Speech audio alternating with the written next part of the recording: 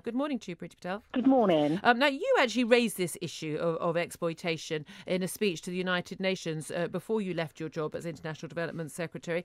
Did you feel that when you spoke at the United Nations about this in New York, that they were taking it seriously, that your Department for International Trade and Development at the time was taking it seriously? Well, there are a number of points to make about this, Julia, is that I started off doing my own research and investigations into the scale of this issue. And I had the opportunity last year, because I was going to the United Nations at their General Assembly, to put this on the table and to raise this really from a British leadership perspective. Our Prime Minister also spoke about this, to raise this whole issue of what they call at the UN SEA, which is sexual exploitation and abuse. And to the credit, and I will say to the credit of the UN Secretary General, he's absolutely on this issue completely and raised it himself as well and made it part of a theme for the meetings last year, which is why I had the privilege of really speaking in depth about some of the changes that the British government were putting to the United Nations and to their agencies, which included performance agreements for funding for the United Nations and its agencies. So from this year, 30% of British funding will be conditional on improved results and reform, and that's improvement on aid effectiveness, but on sexual abuse and exploitation. And I said very clearly for years, and I'm speaking now probably for about 20 years, both when Kofi Annan and Ban Ki-moon were head of the UN, so that's a 20-year tenure, the UN ignored the shocking scandal of abuse and the exploitation of children. So I made it very, very clear that they had to, their funding would be subject to implementing the highest standards of child protection, that they must investigate all allegations, secure prosecutions for those responsible for the crimes, and also very clearly look to set up investigation procedures so that evidence is gathered, so that it can be gathered to take to court. Too often these organisations just don't even bother, and this is so shocking, collecting evidence. And the final thing that I requested and made very clear is that I called upon the United Nations to create a new protocol so that whenever an accusation is made of child abuse, child sex against a UK national, that an immediate joint investigation is set up to ensure that evidence would stand up in a UK court, so we could basically take it to the UK prosecution authority. Because the law is, yes, abuse of a child under 16 is a crime wherever it takes place in the world, and it's a crime here in the UK, even if it doesn't take place on the shores. Are you confident that the people in charge of these charities, and you dealt with, obviously, when you were head of DFID, a lot of these charity bosses, are you confident that they care more about any one individual child or maybe a sex worker forced into sex work in a time of crisis in a very poor country is being exploited over and above the reputations of their charities and their six-figure salaries? I have no confidence at all. And I spoke when I raised this issue last year, and let me just be clear, that was within the United Nations agencies and NGO context, but effectively to the aid sector. And that's the point, because I was talking about the aid sector and aid effectiveness.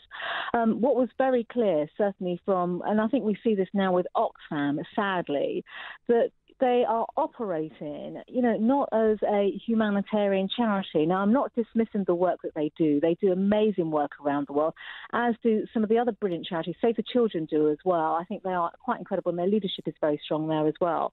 But the point is, the abuse and crimes committed by aid workers are absolutely repulsive.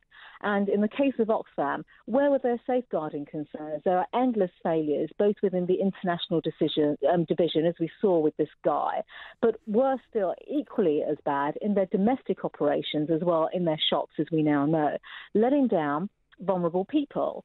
Now, I take the view that all leaders of any organisation are ultimately responsible and accountable for their actions and inactions, basically, that happen within the organisation that cause harm to others. And the Oxfam scandal, in my personal view, has been so badly mishandled from the start. They need a change of leadership, and quite frankly, I think Oxfam have got a hell of a lot of work now to do to rebuild their reputation and, to your point, Julia, focus on helping the very people, the world's poorest, that they are there to represent. And this is a defining moral issue. We can't have excuses anymore. We cannot continue with this revolving door where people circulate around the merry-go-round. We need accountability, justice, and action for the victims. Well, the Deputy Chief Executive at Oxfam has already gone. Should the Chief Executive, Mark Goldring, should he fall on his sword today? I think he absolutely should, and I don't think they can draw a line in the sand by saying the deputy's gone and it's all okay and we can now put our heads down and just get on with the challenge and the task ahead. I absolutely believe, any organisation, whether it's charity, a business, you name it, and to be fair, Oxfam and many charities do behave like a business. The head, the leader of the organisation, they are the people that are accountable. And so I think it's untenable for him to stay. The failures have happened on his watch. Look how appalling the crimes are in terms of safeguarding, domestically as well as internationally. And this isn't just about scrubbing up a code of conduct for staff. They put out a press release last Friday, which I found was just so appalling, where they described sex abuse and the illegalities of prostitution as misconduct. These are crimes. This is not misconduct. Prostitution in Haiti is a crime. So he's got a long way to go yet, and I just don't think he can stay. They need fresh leadership to rebuild their reputation and, as I said, to go back to the core values of what they actually do as an organisation. Is there a concern, though, that because of the reaction we've had, the calls for resignations, ambassadors like the actress Minnie Driver saying don't want anything to do with it, some of the sponsors, people talking about withdrawing their funds, the current International Development Secretary, Penny Mordaunt, saying that she could withdraw government funding, that actually these charities, they are loath to come clean and do the right thing when they do discover there's a problem, because there is this huge, some might say, knee-jerk reaction. And some might say also there are political axes to grind. You went into the job as DFID wanting to cut the amount of money that we spent on foreign aid. Some are saying, this is a political axe that's being grounded against these charities. What would you say to that? Well, I think that's appalling to even say that this is political. Child abuse and sexual abuse is not a left or right issue. Let's be very clear about that. And yes, in my time in DFID, I took money out of the department. I scrutinised your money, Julia, and the money that your listeners pay to DFID, because it's their taxes. It is not government money. Now, I understand the concern that people just think, oh, my God, could just cut money and everything is okay. You've already heard me say that there are ways in which you can hold organisations can be held to account. Through performance funding, we withheld 30% of our money to the United Nations on the very basis that they deal with these issues. And I don't think that this is, the race to the bottom. If people choose to withhold their funds, that is a personal choice and a matter for them. We live in a free society. I think the important thing is that we have the transparency, accountability and justice. People in positions of office and power have an obligation to use their skills and position to better the lives of others. And in my view, every time a voice speaks out or acts against an injustice, that voice actually sends a small ripple of hope for those without hope. And those ripples can actually build a current that can sweep away some of the strongest forces of resistance. And that is what's needed now. No one is saying that they should be with, all their money should stop. Yes, we need reform, we need accountability, we need justice, particularly for the millions of children in conflict, the children in poverty, the children who are unsafe, at risk or uncared for. We don't live in an ungenerous world. We live in a very generous world. And I think actually we have to use, the moral courage, basically, the opportunity to speak out, to secure the change that we need to see within the sector. And are you confident that the leadership in our government currently, the British government, is there? Absolutely. I have no doubt about that at all. And, I think Penny is absolutely right in the approach that she's taken and must be supported on that categorically.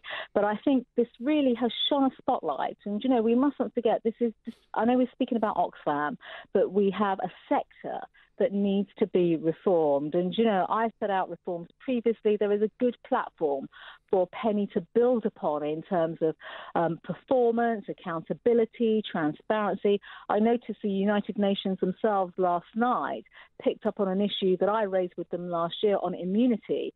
They've now categorically said that no UN member of staff will be immune from prosecution on sex abuse. And that in its own right is progress, okay. Massive progress. I told them to lift immunity, and now they've categorically ruled out immunity protection for people committing crimes. OK, Priti Patel, former International Development Secretary, Tory MP, thank you very much indeed for speaking to us here at Talk Radio.